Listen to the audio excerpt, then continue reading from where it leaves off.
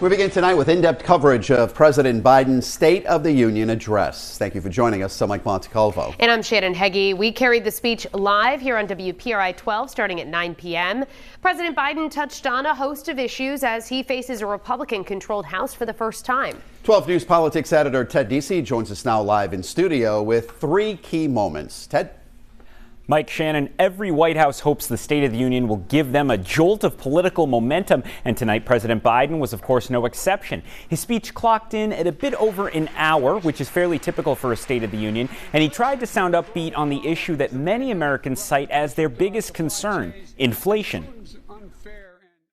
But we have more to do. But here at home, inflation is coming down. Here at home, gas prices are down $1.50 from their peak. Food inflation is coming down, not fast enough, but coming down. Inflation has fallen every month for the last 6 months, while take-home pay has gone up. There was also a dramatic moment when Biden mentioned proposals floated by some Republicans to reduce future spending on Social Security and Medicare. Some Republicans want Medicare and Social Security to sunset. I'm not saying it's a majority. Let me give you, anybody who doubts it, contact my office. I'll give you a copy. I'll give you a copy of the proposal. That means Congress doesn't vote. Well, I'm glad to see you. No, I tell you, I enjoy conversion. So, folks, as we all apparently agree, Social Security and Medicare is off the books now, right? They're not to be swiped. All right. I'm ready. We got unanimity. Biden also touched on foreign policy. He alluded to that Chinese spy balloon which floated over the United States last week before being shot down.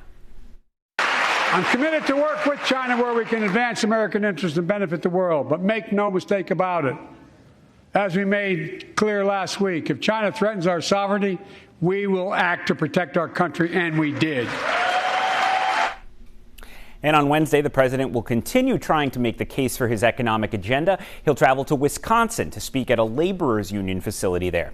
I'm Ted Deasy, 12 News. Ted, thank you. Tonight's Republican response to the State of the Union was delivered by a familiar face, former White House Press Secretary Sarah Huckabee Sanders, who is now the governor of Arkansas. Here's some of what she had to say. The Biden administration is doubling down on crazy. President Biden inherited the fastest economic recovery on record and a world that was stable and at peace. But over the last 2 years, Democrats destroyed it all. Huckabee Sanders also criticized the Biden administration's border policies and called the president unfit to serve as commander-in-chief.